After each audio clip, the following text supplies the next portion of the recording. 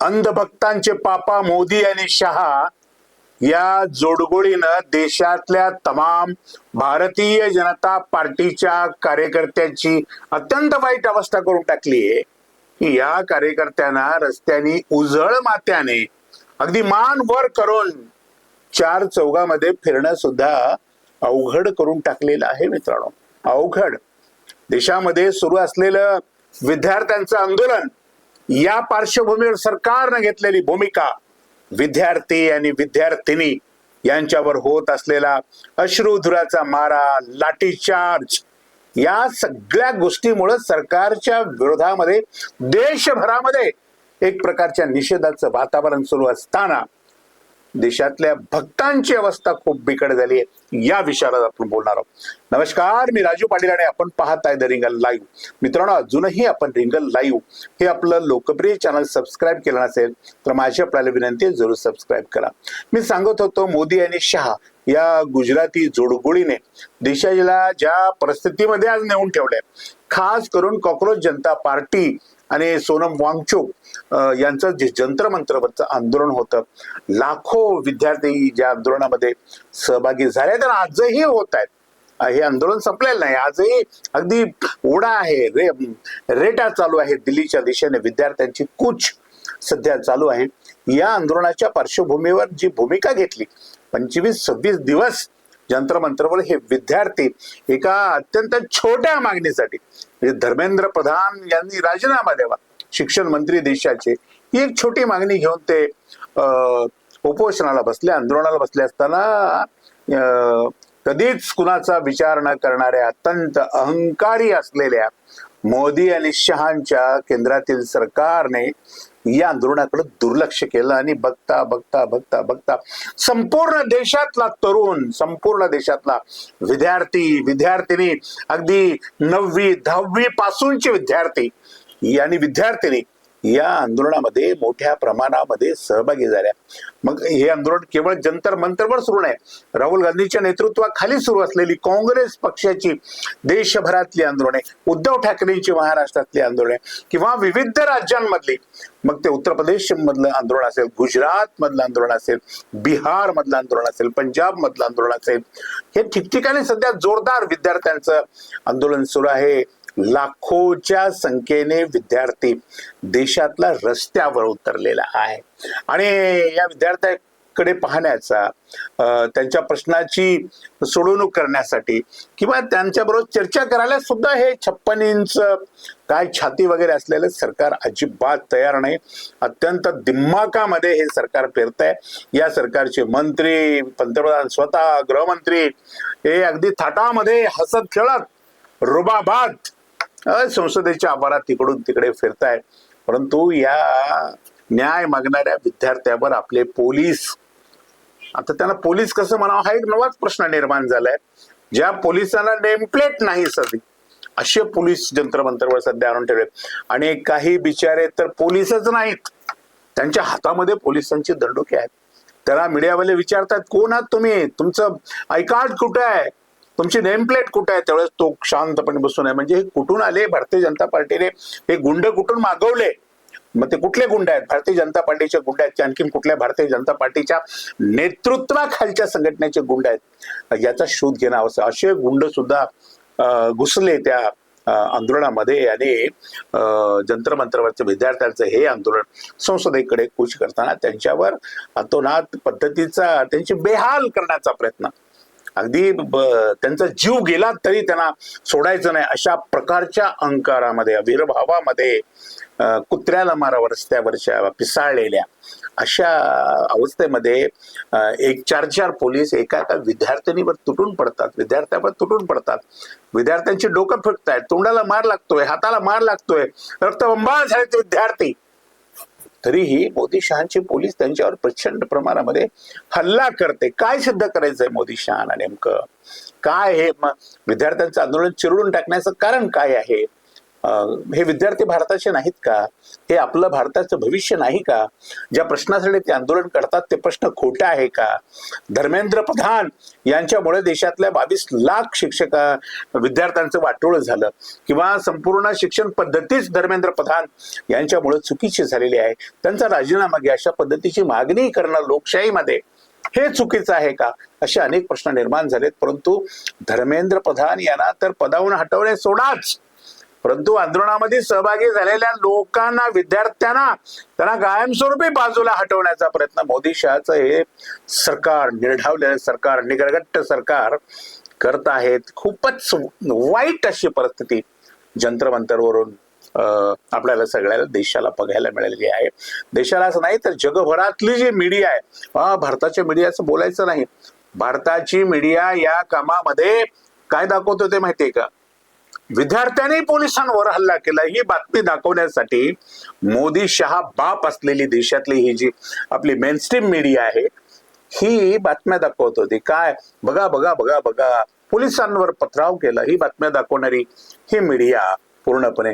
परंतु विद्यार्थ्यांवर झालेला लाठीचार्ज, विद्यार्थ्यांवर झालेले हल्ले, विद्यार्थ्यांचा आक्रोश हे या देशातल्या मेनस्ट्रीम मीडियाने अजिबात दाखवलं नाही. उलट पक्षी सरकारचं गुणगान, गृहमंत्र्याचं गुणगान, पोलिसांचं गुणगान, पोलिसांच्या बाजूनं कॅमेरे की किती कशा पद्धतीचा संघर्ष पोलीस करतायत. लाज कशी वाटत नाही माहित नाही याला. लोकशाहीमध्ये अशा पद्धतीची भारतातली पत्रकारिता किंवा भारतातली मीडिया, मेनस्ट्रीम मीडिया या टोकाला जाईल असं भारतातल्या कधीच कुणाला वाटलं नसेल. कारण भारताची पत्रकारिता एका अत्यंत मजबूत अशा खांबावर उभी होती. भारतातल्या पत्रकारितेला नैतिकतेचं अधिष्ठान होतं. हे सगळं पाण्यात घातलं, सगळं पाण्यात घातलं. अगदी पैशा पुढे, सत्ते पुढे, नोकरी पुढे, स्वतःच्या गाड्या पुढे, बंगल्या पुढे त्यांनी विकून खाल्ली अक्षरशः पत्रकारिता, विकून खाल्ली अक्षरशः माणुसकी नावाचा जे पत्रकारितेमध्ये प्रकार असतो, हा सगळा प्रकार मेनस्ट्रीम मीडियाच्या सगळ्या पत्रकारांनी विकून खाल्ला.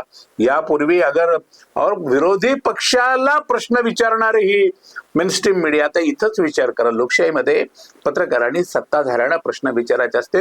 हा साधा अगदी चौथीतल्या मुलाला कळेल आणि किंवा अक्कल असणाऱ्या छोट्यातल्या छोट्या माणसाला कळेल, हा साधा एवढा विषय आहे की पत्रकारांनी प्रश्न कोणाला विचारायचे. पत्रकारांनी प्रश्न विरोधी पक्षाला नसतात विचारायचे. विरोधी पक्षाला फक्त आता सरकारच्या या उत्तरावर भूमिका काय आपली हे विचारायचं असतं. परंतु भारतातली ही मेनस्ट्रीम मीडिया आहे ना मित्रांनो, ही विरोधी पक्षाला प्रश्न विचारते. जाऊ दे, सोडा, त्यांची काय लायकी आहे संपूर्ण देशात आणि जगभरामध्ये भारतीय मीडियाचा या सध्या निषेध होतोय, धिक्कार केला जातोय की भारतासारख्या लोकशाही देशामधली ही पत्रकारिता कुठल्या स्तरावर जाऊन पोहोचले त्याचा निषेध होतोय. आता हे मेनस्ट्रीम मीडिया मधले अँकराण्या कशा पद्धतीनं जगतात, त्यांना काय तोंड असतात समाजामध्ये फिरायचं माहित नाही, पण ते अत्यंत निर्लज्जयी आहेत, निर्ढावलेले आहेत. आता मोदीच त्यांचे नेते आहेत म्हटल्यानंतर त्या निर्लज्ज असणारच आणि निर्ढावलेले असणार, हाही प्रश्न वेगळा. त्यामुळं अत्यंत कठीण परिस्थितीमध्ये भारत आता गेलेला आहे. विद्यार्थ्यांचा आता इतिहास आहे. जेव्हा जेव्हा ज्या ज्या देशामध्ये विद्यार्थी रस्त्यावर उतरलेले आहेत तिथे तिथे सत्ता हा बदल झालेलाच आहे. कुठल्याही किमतीमध्ये सरकारला ती आंदोलने परवडणारी नाहीत आणि परवडलेली नाहीत आतापर्यंतच्या इतिहासामध्ये. मी आता कुठल्या देशांची नावं घेत नाही, पण जिथे येथे विद्यार्थी रस्त्यावर उतरले तिथल्या सरकारला आपल्या खुर्चीवरून पाय उतार व्हावं लागलंय. विद्यमान भारतीय जनता पार्टीच्या सरकारला सुद्धा भविष्यामध्ये या आंदोलनाचा खूप मोठा फटका भोगावाच लागणार आहे. आतापर्यंत 1 कोटीपेक्षा अधिक विद्यार्थी रस्त्यावर आल्याची चर्चा सुरू आहे. भविष्यामध्ये ही संख्या अधिक जाईल, 5 कोटीपर्यंत सुद्धा ही संख्या जाऊ शकेल. कारण हे आंदोलन आता देशभर पसरलंय, गावागावापर्यंत. एका खेडेगावाच्या आपण बातम्या वाचतो, काही आम्ही लातूर जिल्ह्यामधले खेडेगाव की त्यांनी गाव बंद ठेवलं, निलंगा तालुक्यातल्या गावाने निषेध केला, सोनम वांगचुकला पाठिंबा दिला, सरकारचा निषेध केला. म्हणजे हे आंदोलन आता खेड्यापर्यंत पोहोचलेलं आहे. भविष्यात ते अधिक जोरात पोहोचेल आणि मग मोदी शहाना आता पळताभुई थोडी होणार आहे. या आंदोलनामुळे सरकारचं नुकसान आहेच आहे, भारतीय जनता पार्टीचं प्रचंड मोठं नुकसान आहे. परंतु दुसरीकडे नुकसान झालं ते आमच्या अंधभक्तांची मला खूप काळजी असते. जेव्हा हे आंदोलन सुरू झालं तेव्हा ते अभिजित दिपके असेल, त्यांचे सहकारी असतील, किंवा सोनम वांगचुक असेल, यांच्याबद्दल ही लोक म्हणायचे, अरे सोनम वांगचुक असं आहे तसं आहे, याचा हस्त काय त्याचा हस्त काय, हे अभिजित दिपके अमुक आहे तमुक आहे, यांच्याकडून आलाय त्यांच्याकडून आलाय, आणि हे सगळे देशद्रोही आहेत. एक सुद्धा राष्ट्रप्रेमी यामध्ये नाही. हे विद्यार्थीच नाही आहेत, मुळात हे दहशतवादी आहेत. इथपर्यंत हे भारतीय जनता पार्टीचे हे 40 पैसेवाले बिंडोक असणारे हे जल्पक, हे अंधभक्त बडबड करायचे. पण आता ती बडबड पण थांबलेली आहे. आता त्यांना अगदी काय तोंड दाबून बुक्याचा मार ते सहन करतात. त्याने मोदी शहाने त्यांची अशी अवस्था करून टाकली की त्यांना मान उंच करून आता जगणं कठीण झालेलं आहे. भारतीय जनता पार्टीचा कुठलाही कार्यकर्ता जेव्हा जेव्हा या आंदोलनाचा प्रश्न येतो, किंवा जंतर मंतर असा शब्द जरी त्याच्या कानावर पडला, तर तो सध्या खाली मान घालतोय अशी परिस्थिती निर्माण झालेली आहे. अंधभक्ताच्या या 2 पप्पांनीच त्यांची ही अवस्था करून ठेवली आहे. माणसाने जीवनामध्ये मान खाली घालून जगायची जर वेळ येत असेल कुठल्याही गोष्टीमुळे, तर त्या जगण्याला काहीच कधी अर्थ नसतं असं सांगितलं जातं. स्वाभिमानी माणसं ही उंच मानेनं ताट मानेनं जगतात, आणि ताट मानेनं आणि उंच मानेनं जगण्यासाठी अंतःकरणामध्ये एक नैतिक ऊर्जा असावी लागते, पूर्णपणे प्रामाणिकपणाची ऊर्जा असावी लागते, नैतिकतेची ऊर्जा असावी लागते, सत्य आणि इमानदारीची ऊर्जा असावी लागते. राष्ट्रप्रेम केवळ बोलण्यात भाषणात नव्हे, तर ते रक्तात असावं लागतं पूर्णपणे. भारतासाठी माझ्या शरीरातल्या रक्ताचा थेंब थेंब मी या भूमीच्या रक्षणासाठी पार पाडीन, अशी प्रामाणिक भावना असायला पाहिजे. डुप्लिकेटपणा, नाटकीपणा, खोटं बोलणं, मी अमुक केलो, मी तमुक केलो, मी लहान असताना असं करायचो, मोठा असताना तसं करायचो, अरे या गोष्टी आता लोकांना कळून चुकलेल्या आहेत की नंबर 1 चे लबाड या देशातले नाही, आशिया खंडातले कोण आहेत असा प्रश्न विचारला तर लोक पटकीने कोणाचं नाव घेतात ते तुम्ही बघा. आणि त्यांच्या या लाडल्या भक्तांना सध्या खूप मान खाली घालून जगायची वेळ आलेली आहे, त्यांच्यावर पाळी आलेली आहे. काही शिल्लक उरलं नाही, काही शिल्लक उरला. बघा, तो महाराष्ट्रातला सदाभाऊ खोत नावाचा माजी मंत्री स्पष्टपणे असं म्हणतोय की धर्मेंद्र प्रधानांचा राजीनामा घेऊ नये. बघा, आता हा सदाभाऊ खोत महाराष्ट्राच्या मातीत जन्मलेला, शेतीबातीची भाषा करणारा हा सदाभाऊ खोत त्यांच्या विरोधात आहे पूर्णपणे. त्याने अशा पद्धतीचं स्टेटमेंट कोणाच्या जीवावर केलं? विद्यार्थ्यांच्या विरोधामध्ये एवढं मोठं स्टेटमेंट करण्याची हिंमत सदा खोतांची कशी झाली, असाही प्रश्न निर्माण होतो. पण या सगळ्या गोष्टी ज्या आहेत आता हे बिथरलेले आहेत. भारतीय जनता पार्टीचे नेते कार्यकर्ते त्यांचे ते मेंदू हरण करून बाजारामध्ये सोडलेले बिंडोक अंधभक्त, त्यांची अवस्था अत्यंत वाईट झालेली आहे. आणि हे वाईट वेळ त्यांच्यावर त्यांच्या लाडक्या पप्पा, जे 2 पप्पा आहेत मोदी आणि शाह, त्यांनीच पूर्णपणे त्यांच्यावर आणलेली आहे. सन्मानानं जगणं, उंच मान करून जगणं, ते आता त्यांच्या नशिबी उरलेलं नाही. की आपण यांना काय आपल्या देशाच्या पंतप्रधानांना विश्वगुरु विश्वगुरु विश्वगुरु म्हणायचो, आणि परिस्थिती तर नेमकी त्याच्या पार उलटी होऊन गेलेली आहे. याची जाणीव आता अंधभक्तांना सुद्धा होत आहे. त्यामुळे सोशल मीडियावर भाष्य करताना किंवा अलीकडे तर 2-3 दिवसामध्ये हे गायब आहेत सोशल मीडियापासून. ते जपून बोलतात, ते अगदी 1-2 शब्दामध्ये आपलं राग व्यक्त करतायत. पण पॅरेग्राफ बरोबर पूर्वी जे भाषणं द्यायची ही मंडळी, राष्ट्र प्रथम, तर ही सगळी आता थंड पडलेली आहे.